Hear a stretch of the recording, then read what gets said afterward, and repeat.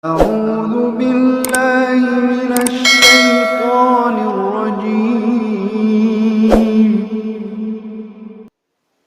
Sayyidina Ali karramallahu wajhah pernah menyampaikan bahwa ada beberapa amal yang mana amal ini adalah termasuk amal terberat di sekian banyak amal, yang mana pada umumnya tidak semua orang bisa amalkan.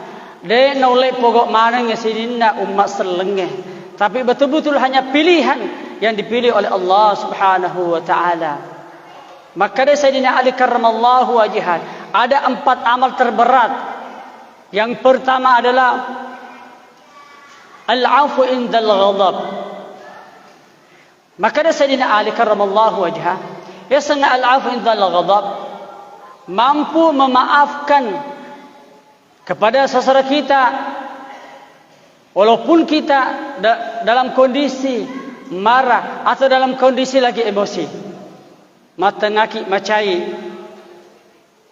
irul legah, kendalikan emosi tak, irul kendalikan hawa nafsu kita atau amarah kita. Sebab maka Nabi Muhammad sallallahu alaihi wasallam, innal ghadaba minasy syaitan wa innama asy-syaitanu khuliqa minan nar wa innama tudfa'u bil ma'i bin nar bil ma' fa idza ghadiba ahadukum falyatawadda. Maka Nabi Muhammad sallallahu alaihi wasallam, sesungguhnya amarah itu pada hakikatnya dari syaitan yang mana bekerja sama dengan hawa nafsu. Sementara syaitan itu diciptakan dari api. Maka kata Nabi sallallahu alaihi wasallam, untuk memadamkan api itu hanya dengan air, disiram dengan air. Fa idza ahadukum falyatawadda, fa idza ghadiba ahadukum falyatawadda. Olehnya itu apabila ada yang di antara kalian lagi dalam keadaan marah, mereka macam lak deke emosi ki, falyatawadda, kata Nabi sallallahu alaihi wasallam, hendaklah mengambil air wudu. Tetapi kalau ternyata sudah ambil air wudu masih marah, maka disuruh untuk duduk. Dalam keadaan duduk masih marah, disuruh baring. Ya. Sudah baring masih marah juga, suruh tidur, berhenti marah. Hadirin yang dirahmati Allah Subhanahu wa taala. Olehnya itu, kondisi emosi, kondisi marah, mata ngaki macai, mampukah kita kendalikan? Mampukah kita menahan amarah kita? Ini bukan persoalan gampang hadirin. Mungkin dibicarakan gampang, tetapi dari segi prakteknya, pembuktian ketika kita emosi, apalagi rekan kami itu pakai kereng, bikin jengkel, apakah kita mampu mengendalikan? Tapi apabila kita mampu, kata Sayyidina Ali karramallahu wajhah, maka ini salah satu amal yang terberat, besar pahalanya hadirin dirahmati Allah SWT. Bahkan maka Nabi Muhammad SAW di hadis yang lain, man kafa ghadabahu kafallahu adabah. Nah, ini kita tahu mampu kendalikan emosinya, kendalikan amarahnya, maka Allah Subhanahu wa taala akan menjauhkan dirinya dari sisanya, insyaallah sisa kubur maupun sisa neraka. Hadirin dirahmati Allah Subhanahu wa taala. Kemudian amalan yang kedua, kata Sayyidina Ali karramallahu wajhah, adalah al-judi fil usra. Apa itu al-judi fil usra? Itu mampu memberi pertolongan, mampu bersedekah, noleh mak bere, mak bantue, sekalipun dia dalam keadaan tidak mapang, ekonominya lagi drop, ekonominya lagi kurang, dia juga sangat butuh, tapi dia tetap menolong, tetap memberi bantuan, tetap memberikan sedekah, infak dan lain-lain.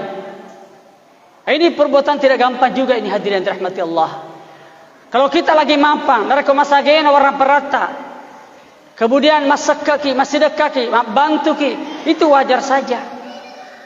Bahkan dikatakan sebagai orang kikir atau masekke nareko masagenai ekonominya masagena warna parana, namun dia namelo mak bere, dia mak bantu, dia namelo mas sedekah, itu termasuk orang kikir. Itu wajar saja. Kalau lagi mapang ekonomi kita, kemudian kita bersedekah, berinfak, itu wajar. Tapi yang sulit itu ketika lagi kita kekurangan juga. Kita lagi tidak mampukah kita menolong? Mampukah kita memberi? Irulega matulunge. Hadirin jemaah Jumat rahimani rahimakumullah. Ini juga salah satu amal terberat. Tidak semua orang bisa lakukan. Kemudian amal yang ketiga, al-ifa fil khulwah. Apa itu al-ifa fil khulwah? Mampukah kita beramal karena Allah ketika kita dalam sendirian ataupun di tengah keramaian? Irule kejagero, keikhlasan ini menuju kepada keikhlasan. Ya. Banyak juga orang beranggapan, hadirin jamaah Jumat rahimani rahimakumullah, sebagaimana perkataan Ibnu al-Iyad rahimullah, beliau katakan tarkul amali li ajlin nas riya'un wal amalu li ajlin nas syirkun. Maka dan asa maka betul maka nigi tahu maka amala mau dilihat oleh orang, ingin dilihat oleh orang, atau meninggalkan suatu amal karena takut ingin dilihat orang, takut dikatakan riya, mitau melok yasan, justru itu sudah riya namanya. Nah, tinggalkan, dia tidak mau pergi sholat, takut dikatakan orang alim, orang so alim, orang yang rajin ibadah, justru orang itu riya namanya. Namun apabila kita beramal dengan niat ingin dilihat orang, ingin pamer, bersedekah, berinfak, menolong tapi pamer, ingin dilihat orang misalnya, justru itu sudah syirik. Itu perbuatan syirik. Karena melakukan satu amal ingin dibilang beginilah, itu sudah namanya syirik, kesyirikan. Jadi hadirin, kita tetap mengamalkan satu amal sampai kita istiqamah. Kalau istiqamah, Allah Subhanahu wa taala akan benarkan itu amal dalam kehidupan kita. Allah benarkan, hati kita akan diperbaiki oleh Allah, tapi dengan kuncinya istiqamah. Jangan tinggalkan suatu amal karena takut ingin dilihat orang. Jangan juga beramal karena ingin dilihat orang. Itu dua-dua perkara tidak boleh dalam kehidupan kita. Kemudian sifat yang ketiga, keempat, kata Sayyidina Ali karramallahu wajhah, qaulul haqqi liman yakhafuhu aw yajhuruh. Apa itu qaulul haqqi liman yakhafu aw yajhuruh? Mengatakan yang benar, tetap jujur, sekalipun itu di depan orang-orang yang ditakuti, orang-orang yang disegani, orang-orang yang dianggapnya bisa memberikan bantuan. Karena tidak sedikit orang dia berani mengatakan yang hak, berani mengatakan yang benar ketika di khalayak ramai, tapi ketika di depan atasannya dia takut dibolak-balik itu perkataan. Benar yang dikatakan salah, yang salah dikatakan benar. Ini termasuk perkara yang berat juga, tidak segampang itu, tidak semudah itu, hadirin wal hadirat yang dibukakan Allah Subhanahu wa taala. Jadi kita harus mengatakannya hak. Sebagaimana peribahasa mengatakan qulil haqq walau kana murra. Katakannya hak walaupun sekalipun itu pahit rasanya. Denau ding dibolak-balik roh keadaan.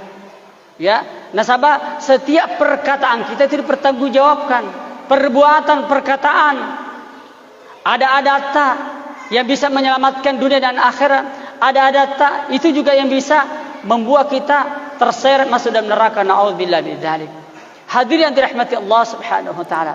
Olehnya marilah kita senantiasa introspeksi diri, hasibu anfusakum qabla an tuhasabu.